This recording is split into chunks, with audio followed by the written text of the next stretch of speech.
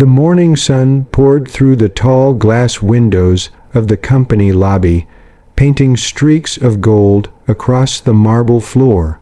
Employees rushed in, their heels clicking like a rhythm of ambition. They wore confidence like armor, suits pressed, ties tightened, smiles rehearsed. And there, quietly standing by the corner, was the janitor, a man of few words, a mop in one hand, a bucket in the other. His uniform was old, his shoes scuffed, and his expression calm. He greeted people with a gentle nod, but few ever looked back. To them he was invisible, just another face that blended into the background of success. But to him, every moment was a quiet observation. Every greeting, every tone, every act of pride or humility, he noticed them all.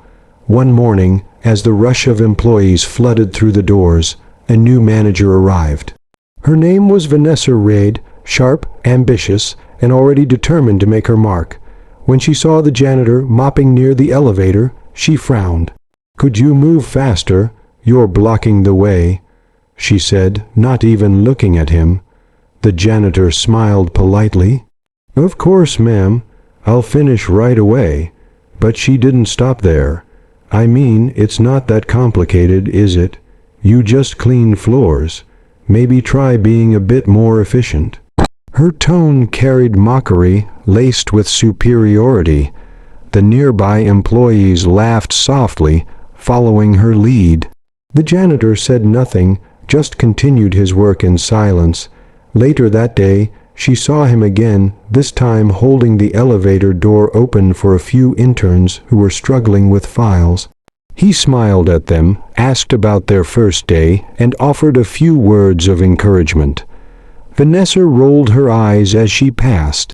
"Honestly, you'd think he owns the place the way he acts," she muttered to a colleague. She didn't know that her words carried irony so deep it would soon humble her beyond imagination. Because the man she mocked didn't just work in that building, he owned it. Every wall, every desk, every paycheck in that company had been made possible because of him. But he didn't flaunt it. He never walked in with security guards or flashy cars. He came quietly, humbly, choosing to see how his company truly operated when no one knew who he was. To him, this wasn't a game. It was a test. He believed that true leadership wasn't measured by how people treated you when you had power. It was revealed in how they treated you when you didn't. And every insult Vanessa threw his way only revealed more about her character than his. That evening, after everyone had left, the janitor stood by the window of the top floor. The city lights shimmered below, endless and bright. He removed his cap, his reflection catching his eyes in the glass, calm, wise, and quietly powerful. He wasn't angry. He'd been there before, dismissed, underestimated, invisible. But that's how he had built his empire, by listening more than he spoke, by observing more than he reacted. And soon, he would walk into the same boardroom where Vanessa planned her next big presentation. But this time, he wouldn't be holding a mop. He'd be holding the meeting, because the quiet man everyone ignored was about to remind the entire company that success means nothing without respect. The next morning began like any other.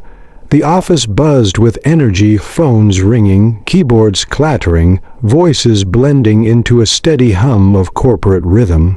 But beneath the surface, the quiet janitor moved at his own pace, deliberate, calm, unnoticed.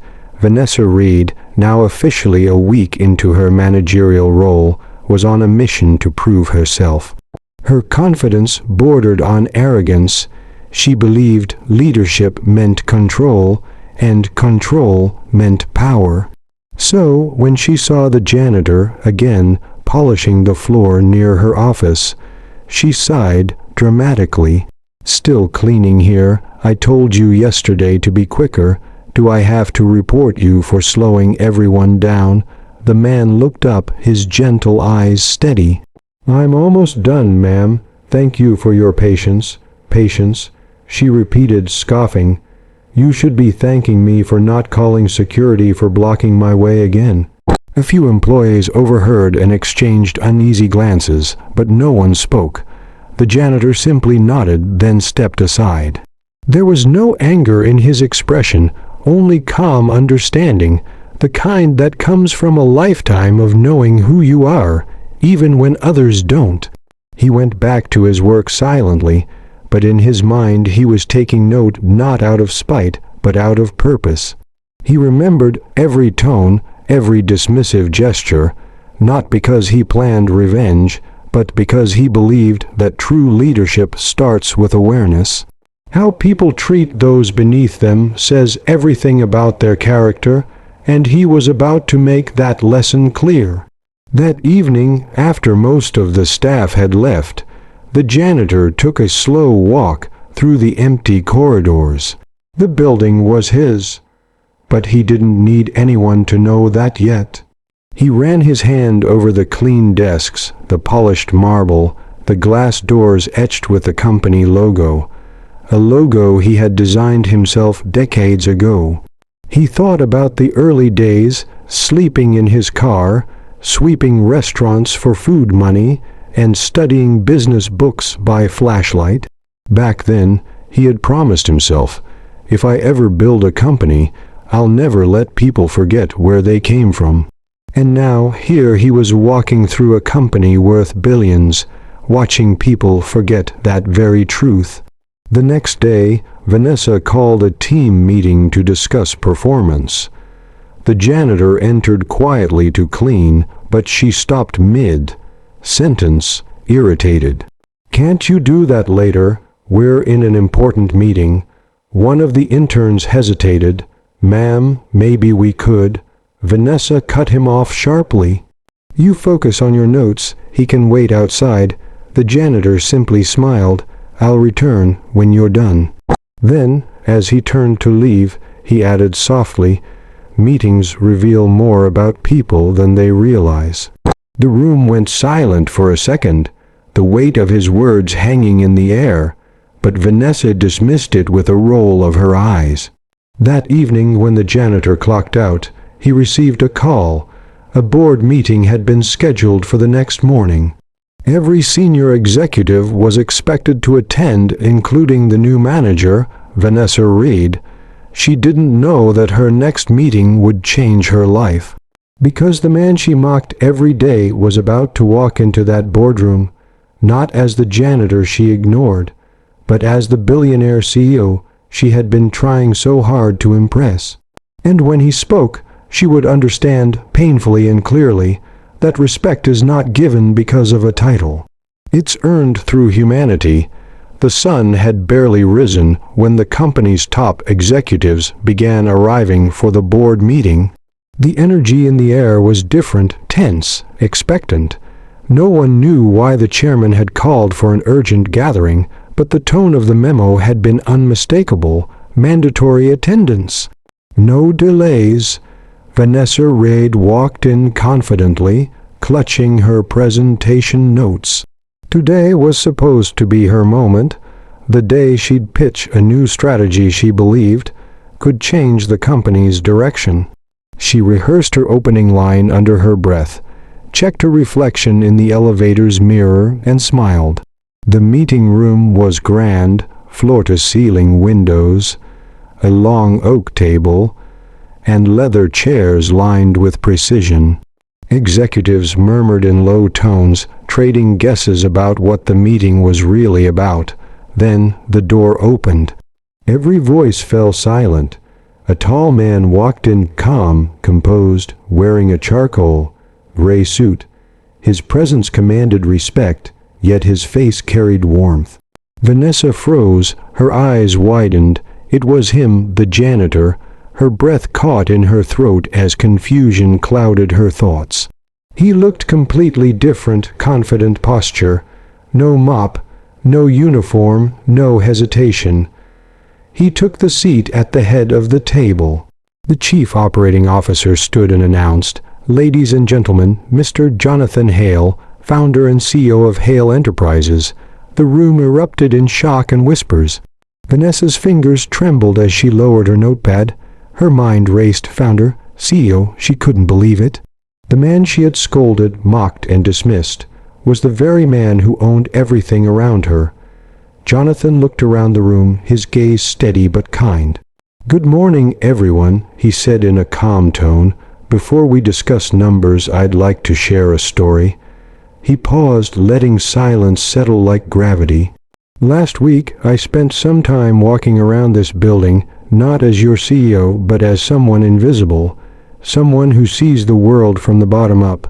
I wanted to understand how we treat people who can't give us anything in return." His voice was soft, but each word struck with precision. "I met people who showed kindness without knowing who I was, and I met others who reminded me why humility matters." He turned his gaze toward Vanessa, who sat frozen in her chair. Her heart pounded as she tried to avoid his eyes, but she could feel his presence, not angry, not vengeful, just deeply disappointed. "I realized," he continued, "that respect isn't a policy, it's a reflection of our values. Titles fade, power shifts, but character, that's what defines us as humans and as leaders." The room was utterly silent. Jonathan leaned forward slightly. "So today, before we talk about quarterly reports, I want every person in this room to remember, how we treat the people we think are beneath us reveals who we truly are." No one dared to move. He stood, closed the file in front of him, and added quietly, "In this company, no one is invisible. Not the janitor, not the intern, not anyone." Vanessa's throat tightened. Shame burned behind her eyes. The words she'd thrown at him replayed in her mind like echoes she couldn't silence. She had spent her week trying to prove her worth, while the man she insulted was quietly observing what kind of person she truly was. As the meeting ended, Jonathan turned toward her and said gently, "Ms. Reed, I'd like to speak with you privately after this." Her pulse quickened. This was the moment she feared, and the lesson she desperately needed. When the boardroom cleared, Vanessa sat frozen in her chair. The sound of footsteps faded until only one remained, steady, calm, deliberate. Jonathan Hale stood near the window, looking out at the skyline his company had helped build. The morning sun spilled across the glass, outlining him like a silhouette of quiet power. He turned slowly and gestured for her to sit across from him. "Ms. Reed," he said softly, "you've had quite a first week." Vanessa's voice trembled. "Mr. Hale, I didn't know what I thought." He raised a hand gently. "You thought I was just a janitor, and that's exactly why I did it." Her eyes widened. "You did it on purpose." Jonathan nodded, his expression calm but firm. "Every few months, I take time to walk through my buildings, not as the CEO, but as someone ordinary. I wear the uniform, sweep the floors, and watch how people behave when they think no one is watching."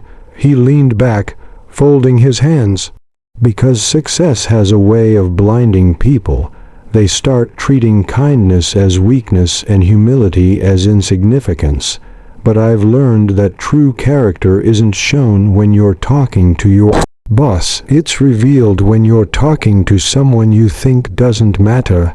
Vanessa lowered her gaze. The silence between them was heavy, filled with regret. He continued, his tone steady, reflective.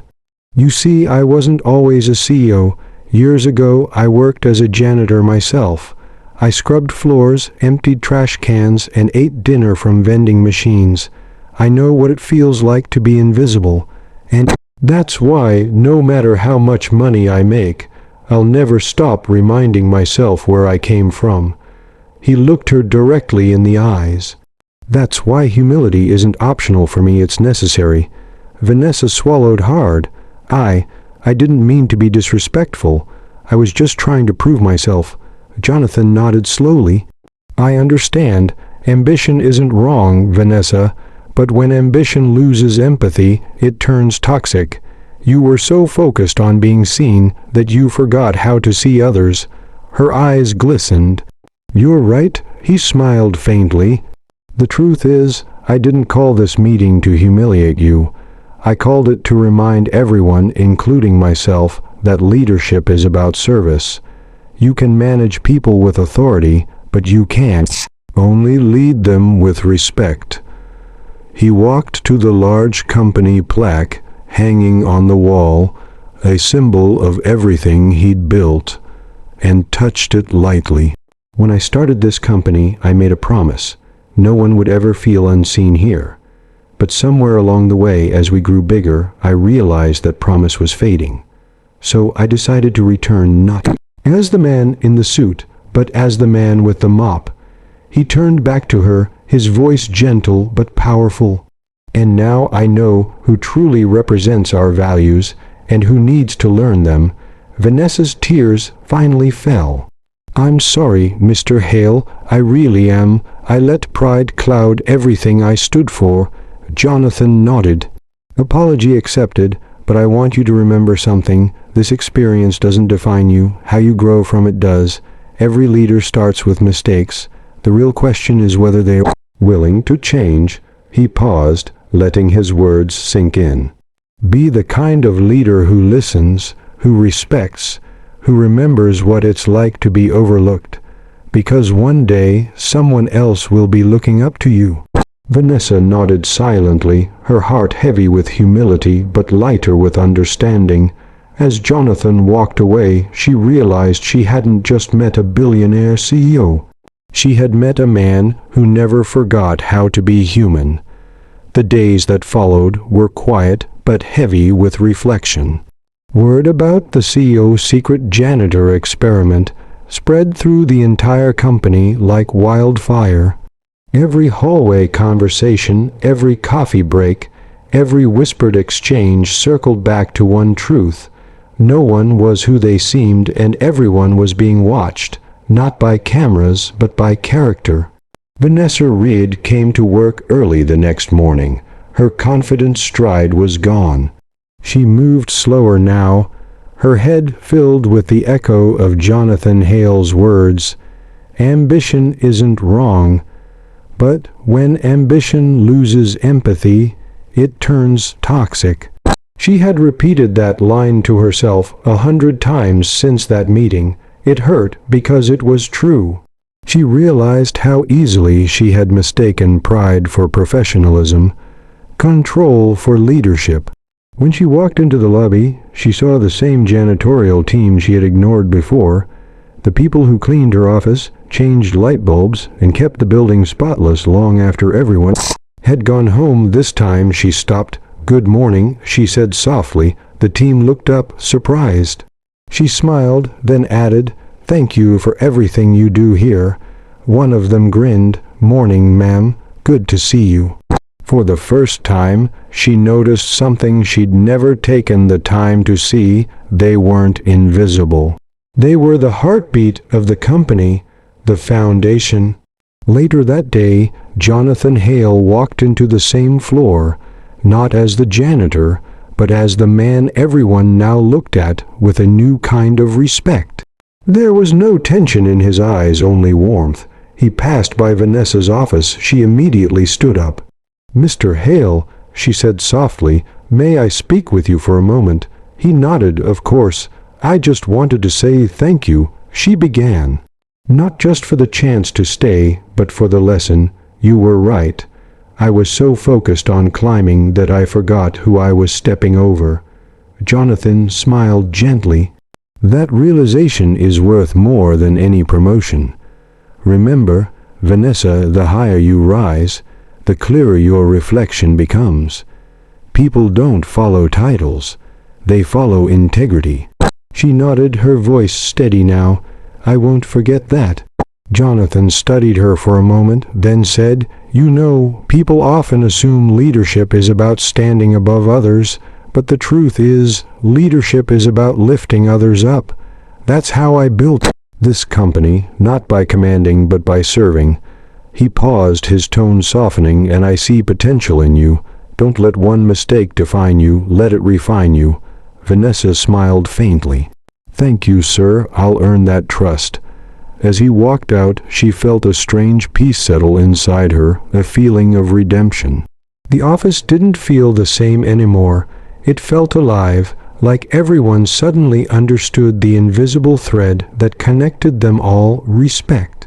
That week, Jonathan held a company-wide meeting. Hundreds of employees gathered, curious to hear what he'd say after the now famous revelation. The lights dimmed slightly as he stepped on stage, his voice echoing through the hall. In this company, he said, we don't just build profits, we build people. We don't rise by stepping on others, we rise by lifting them. Because power without empathy is empty, and success without kindness is failure. In disguise, the audience fell silent. Some nodded, some wiped away tears. Even the janitors stood at the back, smiling. Jonathan ended with one final message, a line that would be remembered across every floor, every department, every future meeting. Respect costs nothing, but it changes everything. And as the applause filled the hall, Vanessa closed her eyes, letting those words sink deep into her soul. Because now she finally understood success isn't about being the most powerful in the room. It's about having the power to be kind even when no one's watching. Months passed, and the company began to change, not through new policies or memos, but through quiet examples. The story of the janitor CEO had become something of a legend inside the building, whispered to new hires like a moral tale. It wasn't just gossip, it was a reminder. Every person, from the highest executive to the newest intern, now greeted the cleaning crew by name. People held doors, shared smiles, and thanked one another, small gestures that didn't show up on financial reports, but transformed the company's spirit completely. And at the center of that transformation was Vanessa Reed. She had changed, not overnight, but steadily, piece by piece. She stayed late to help interns polish their reports. She spoke with the janitors over coffee during breaks. She even volunteered to mentor young women entering the corporate world, teaching them that ambition should never come at the cost of humanity. Jonathan Hale noticed. One evening, after a long day of meetings, he passed by the break room and saw Vanessa talking with a few new employees. She was laughing, genuinely, helping them brainstorm ideas for a project. He stood silently for a moment, smiling to himself. Later, he called her into his office. "You've changed the tone of this floor," he said. "I've seen it in people's faces, in how they speak to one another. That's leadership, Vanessa, the kind that lasts." She smiled humbly. "I just wanted to make this place feel the way you described it, where no one feels invisible." Jonathan nodded. "And you've done that." He walked to the window, gazing at the glowing skyline. "You know, when I started this company, I thought success was about how high I could climb. But with time, I realize it's about how many people you bring up with you." He turned back to her. "I won't always be here to run things, but I want leaders who understand that respect isn't just a policy, it's the foundation." Vanessa looked at him, eyes wide. "Are you saying?" He smiled. "I'm saying I want you to take over one of our new divisions. Lead it your way with empathy and strength." Her hand went to her mouth, eyes brimming with tears. "Mr. Hale, I don't know what to say." "Say you'll remember where you came from." He replied softly, "and that you'll never forget what it feels like to be unseen." She nodded, her voice steady. "I promise." Jonathan extended his hand, and as she shook it, there was no hierarchy in the room, no boss and employee. Just two people connected by understanding. Weeks later, during her first meeting as division head, Vanessa began with a message she had learned the hard way. Greatness isn't measured by titles. It's measured by how many people you treat with dignity when no one's watching. The room fell silent, every face intent, every mind listening. And somewhere across the building, Jonathan walked through the halls again, not as the CEO this time, but just as himself. He paused to chat with the janitors, the same way he always had. One of them joked, "You gonna pull another undercover boss trick on us, sir?" Jonathan laughed. "No," he said warmly, "that lesson's already been learned." He looked around, the smiles, the energy, the unity, and felt a quiet satisfaction. The experiment had done more than expose arrogance. It had awakened empathy. As he left for the evening, he turned one last time to look at the illuminated company logo. His life's work, built not just on business, but on belief. "Success fades," he whispered to himself, "but respect, that's what leaves a legacy."